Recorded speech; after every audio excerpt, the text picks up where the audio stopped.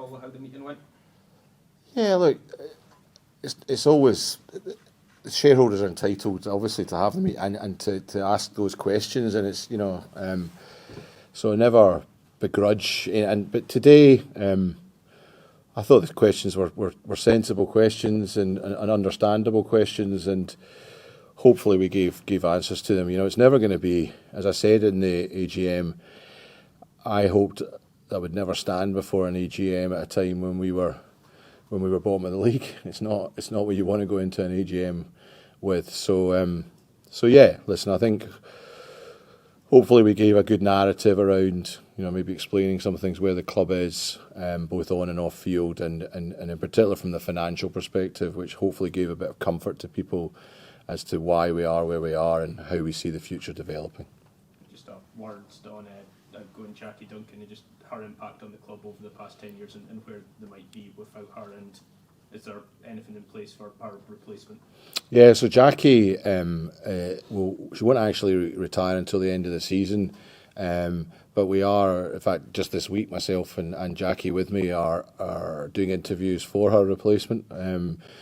Many people in those sorts of jobs will have sort of 6-month notice periods, so and we're speaking to some high caliber people, but no, it's about Jackie at the moment, and she came in at a time when the club had not long come out of administration, and you look at some of the graphs today that she put up to show where the club was and where the club is now, and I think too many of us in all walks of life, we're always in the here and now. We're always like, what can we do in the future? And we don't maybe sometimes sit back and reflect on what we have achieved. And I think in a quieter moment, hopefully Jackie will look back at what the club has achieved. And she's been a huge part of that in that 10 years. And as I said earlier, will be a hard act to replace. But she's looking forward to spending more time on the tennis court, so I can't begrudge her that. Andrew, talk about the league position in terms of, I think most people agree there's been a new manager bounce in terms of performances since Neil came in, but how concerning is it that you're still bottom of the table? Of course it's concerning. I think the way the fixtures have fallen hasn't maybe been the kindest. He came in and we went straight into a really intense run of fixtures, and I think the style of football that Neil's bringing to the team, and this is just my personal view. I don't have the stats to back this up or the science to back this up, but you looked at those first 2 games with really high intense, really big, full on, and then we went to Easter Road and we dug out a draw in the end, and you could see that the play it was starting to impact on the players a little bit, and I thought that's probably why we lost against Kilmarnock the midweek after that. We then, I thought, dug out a good win at St Johnstone, and I thought that was really important because I knew the fixtures that were coming up. Personally, I thought we were unlucky, and when I say unlucky, it goes back to one thing: we need to take our chances. We all know that. So against Heidenheim, against Rangers, I thought both of those games we could easily have come away with draws or wins. And then Celtic are Celtic. But again, first half against Celtic, if we'd taken some chances, we could have really got on top of them. It would have been interesting to see how they would have reacted to that.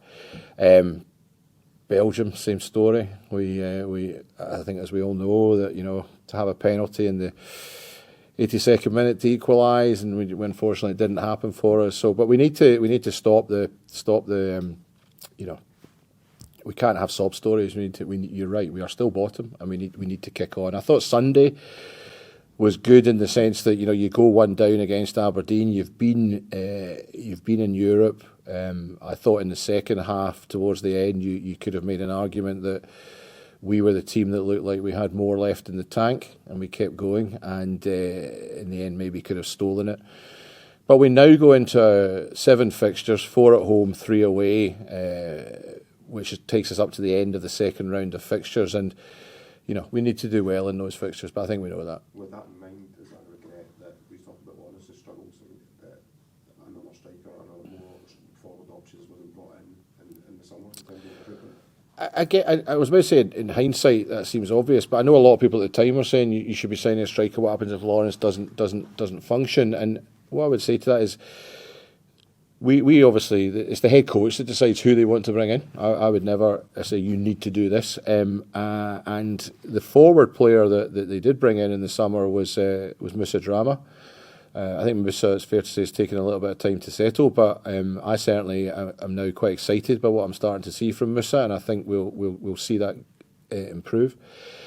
I don't think any of us, though, could have predicted that Lawrence's form, combined with Kenneth not scoring, combined with Liam Boyce not, all of that coming together makes it look even worse that we didn't go out and sign another big striker in the summer. So there's an element of hindsight to it, but I do understand the criticism.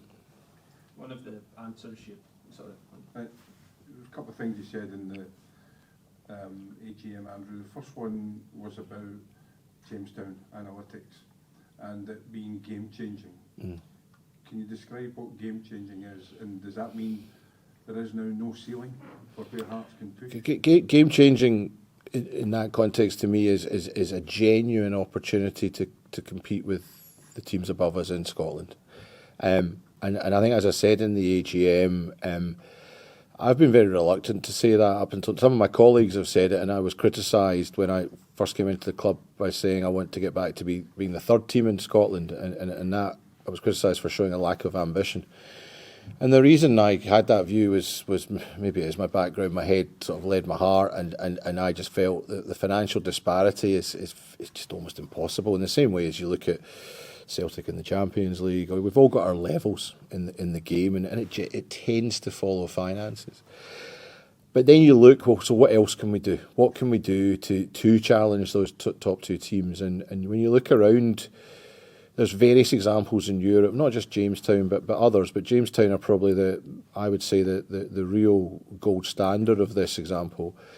And they've shown that by what they've done at other clubs. And Union's probably the best one for people to go away and look at where Union were when they took over. Not only were they not in one of the top teams in Belgium, they were in the second tier.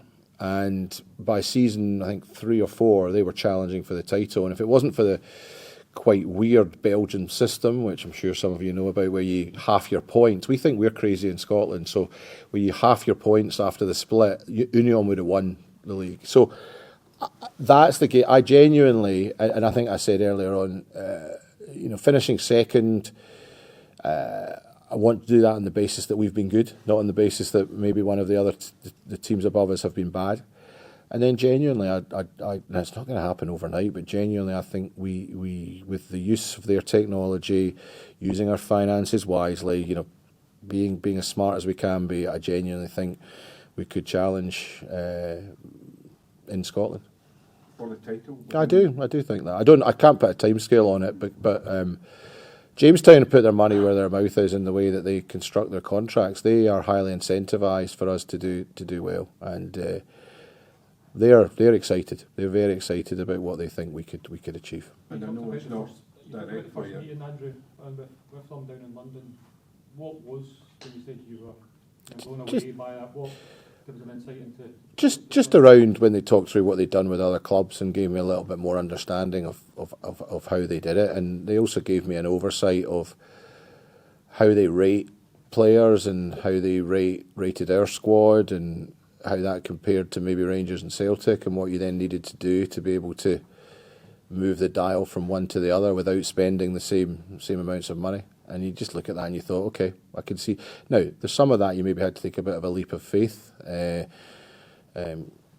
you do with things like this. You have to trust the data. I sat before you guys when we appointed Neil, and I made that very point that that was our first main appointment where the data had been a key part of it. And for us to have turned round and said, actually, do you know what, the data says that, and seems a nice enough guy, but actually we think we know better.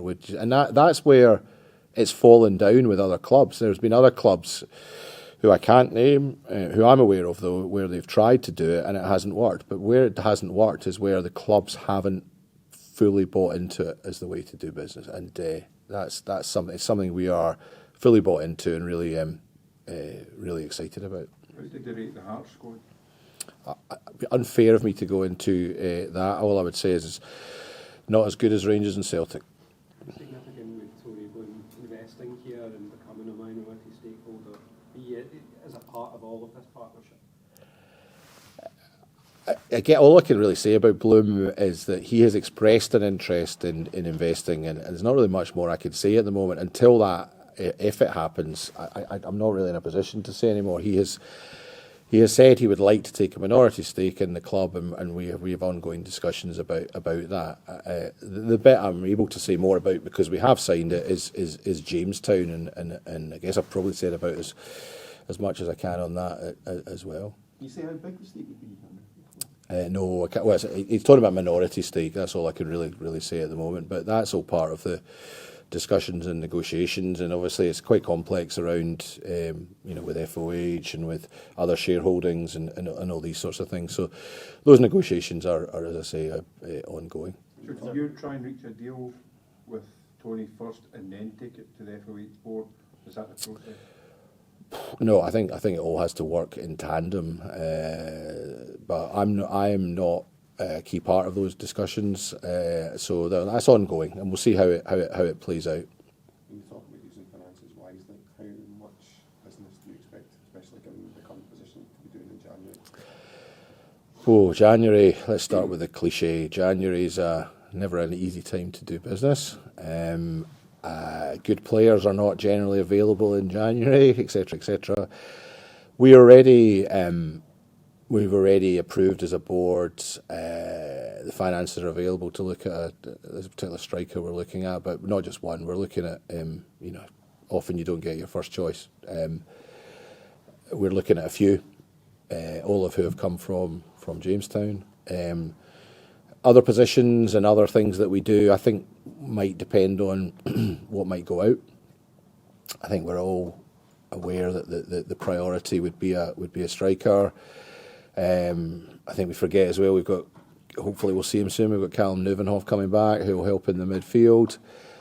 I'm a little bit concerned after Sunday about some of our defensive injuries, so it wouldn't be the first time that we've come to January, and what was it, 2 seasons ago that disastrous day up at Tannadice where we lost Craig and the other Craig, the 2 Craigs. So you just never know what's going to come, but the striker's the priority, and the rest will probably be. January tends to become a bit of an ebb and flow. When January's not a good window to go and recruit players, you accept you'll have to spend money to recruit. Not just on wages, but to actually buy someone. Potentially, it depends on markets, and it depends on where you're bringing, because different countries have different seasons, and some people's contracts actually might be out, and so. Yes, if we were restricting ourselves to Scotland or England, and we tried to take someone out of contract in January, I wouldn't expect it to be very easy at all.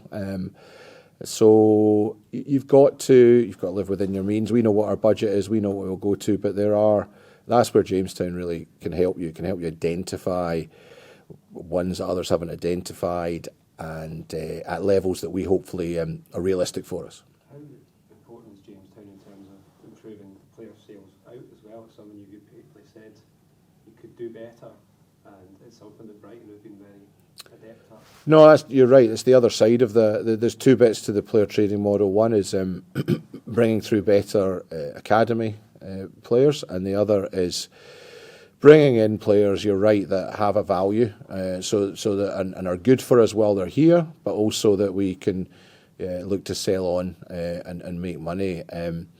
And yeah, no, the Jamestown bit being a crucial part of the whole trading philosophy means that you're absolutely right. It's obviously a crucial part of us getting that player trading model working better than it has done in the past.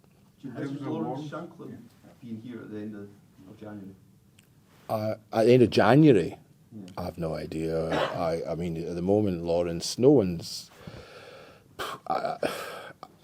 I'm struggling to answer anything more about Lawrence. I've spoken ad nauseum about Lawrence for about the last 4 transfer windows, and I genuinely am not sure what else you want me to say about it. I've put on record that my gut has always been that he'll run down his contract. Who knows what will happen in January? But as we sit here, I will say again, we've not had any offers, we've not had any approaches, nothing. either from a third party or from his representatives. You can probably tell I'm bored of this subject, but you're going to ask me about it. It's not changed. How will Graham Jones work within Jamestown? How will that work within recruitment and kind of just like the flow from Neil to Graham and Jamestown? Yeah, it's quite similar, the flow in the past. It's just with different people, I guess, in the sense that so Neil will sits down with Graham in the main, and they'll look at, and his own coaching team, and look at positions, and then Graham is already, I mean, he's been, even before he came in, he'd been liaising with Jamestown on a number of things, and he speaks to Jamestown constantly, or a lot. So he's building up a really close relationship with the guys that we'll deal with at Jamestown. There's one particular guy, Justin, who was named in the article in the newspapers a few weeks ago, who's their MD, and that's our main contact at Jamestown. So they work very closely, and what then happens is they'll come. Let's say we're looking for a right back. They'll then come back with a list of, and the manager will be key in saying the type of right back we want. They understand our budgets, etc. They'll then go away and hopefully come back with maybe 4 or 5 realistic ones, which then goes back to the manager and his team to look at, and they'll then give a view on yes or no. Hopefully they'll find some in there. At the same time, it's the job of the recruitment guys, and this is where their jobs change slightly, but they always would had to have done a bit of this, but there's even more of this. Jamestown won't give you anything on the character of the individual, so it's still our job to understand, what's that individual's character? Will they fit in with the culture of the team? Will they will they be the right fit? And that's in many ways that's still going to be the harder bit. And even then, when someone moves to Edinburgh, and we've seen it in the past, they might struggle to settle, etc. So it's not a perfect system, but that's roughly the way it will work. Do you see the recruitment team changing because of Jamestown? I think they'll be changing slightly what they do and how they do it. I think we're likely to be the same team, but I think and they're very excited. Speaking to them, you do wonder when they first hear it. Remember when they first heard about it, they're immediately thinking, what does that mean for us? But actually, when you then sit down with them and explain what it means for them, they're massively excited. And you won't be surprised to know that some of them know people in Brighton and in other clubs, and we're straight on the phone to understand how it works, including at Como, and then you won't be surprised to know that Como then goes straight on to Jamestown and comes straight back to us to say your recruitment people have been speaking to. So, but it's fine, and they're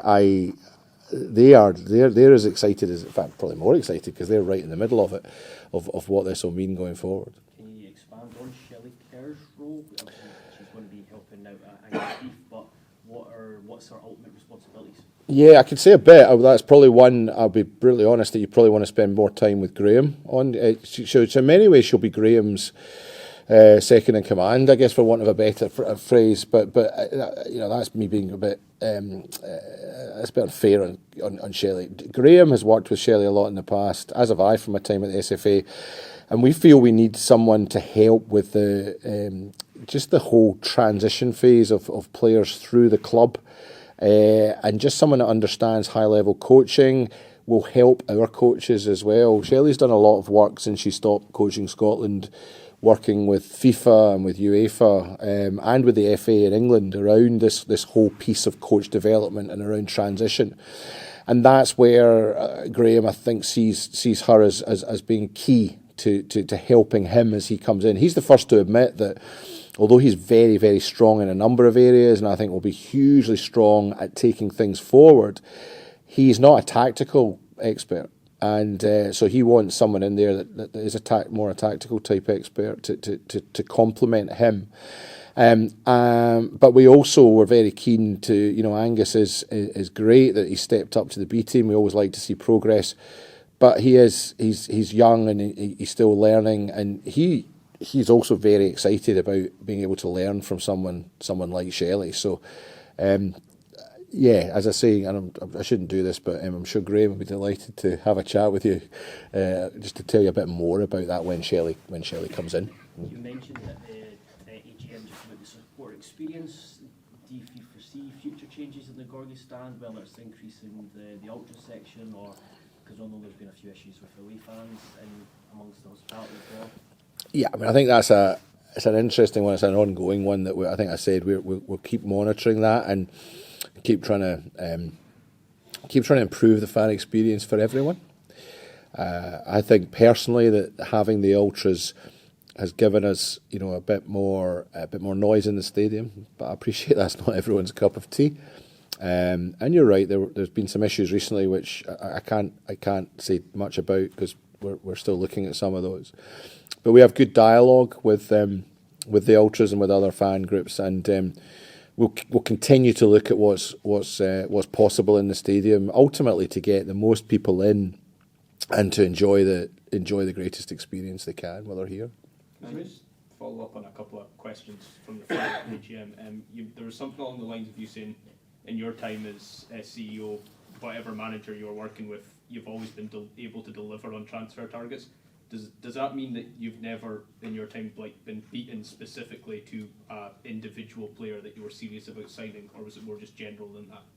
No, it was about, if I'm asked by a man, it was about budgets and a manager coming to me, because it was in the context of Lawrence Shankland, or was it? I think it was in the context of Lawrence Shankland, and me making the point. Oh no, it was in the context of buying a striker in the summer, and me making the point that I have no involvement in the buying or selling of players other than crucially all around the budgets. And the point was around, I have never said to a manager or a coaching team where they've come and said we want to sign a striker, I've never said you can't because we don't have the money. That was the point. Yeah. The other point you made is an entirely different point. I have no idea whether we've been beaten to. People like to say they've beaten us to it. We like to say we've beaten them to it. Who knows whether we've been beaten to people. I'm happy with the people in the main that we've managed to get, and I can't think of any of that. I thought, you miss one, you go for another one. That's life. English football, Andrew, it's quite, I don't know if unusual is the right word, but the language around the James thing is, obviously quite excited by it, and naturally so. Normally in football people can be quite guarded about, plans, ambitions, all that kind of stuff. What makes you so excited about? I mean, you've probably touched on it already. It's more the track record of what they've managed to, or that analytics has managed to. I think I've also done a lot more work personally on analytics and what it's done at other. I think when I was out in Baku, the guys that were there saw me reading a book about analytics, and it was around the individual that had worked with Michael Edwards at Liverpool. And I found that really, really fascinating. And I also found it fascinating because he talked through the different managers that had been at Liverpool and their different views of the analytics. And it was only really when Klopp arrived that the full buy-in. Because what you need with it is, it's not enough just to have the analytics. You have to have the buy-in from the management team, the buy-in from all your recruitment people, and from everyone across the organisation. And you won't be surprised to know that when we were interviewing for head coach, that it was a fairly significant part of what we talked about. Now Neil obviously has worked at Liverpool as well. He understands that piece. And then I think the other thing I touched upon, which there is a Liverpool link as well, is a documentary I'm just about finished about the Red Sox, and just, I mean, I think most of us know about Billy Beane and Moneyball and the Oakland A's, but I hadn't fully appreciated just how much that had sort of transferred to the Red Sox, and the way that their curse of 86 years of not winning the World Series was broken. And that, even just seeing things like that, you think, well, they watched their great rivals win the World Series 26 times in that period, and I suspect we've watched Rangers and Celtic win probably each of them 26 times since the last time we won. I haven't done the maths, by the way, since we last won the league. So let's I've been inspired by things like that, and I genuinely think there's something there. And as I said earlier, I've been very reticent ever to say that I think we can get, because I've never really thought it was possible because of the financial gulf. But I think there are other ways you can do it, and I think this is hopefully that way.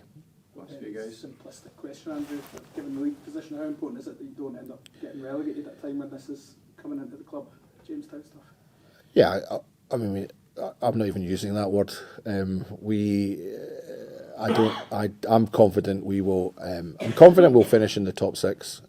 I'm still very. I look at the league table; it's very tight.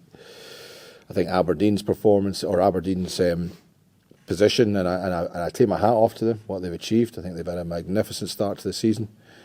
I think it's been interesting that now they've had to play some midweek games. It's maybe been a bit harder for them, but they haven't had Europe. But no, take your hat. They've been brilliantly. I think if you take them out of the equation, there's some other teams that have done very well. Dundee United, Motherwell in particular. But I think with the fixtures we've got coming up, I think we've got an opportunity to start climbing the table and first get ourselves back into the top six, and then we'll see what's before us at that point.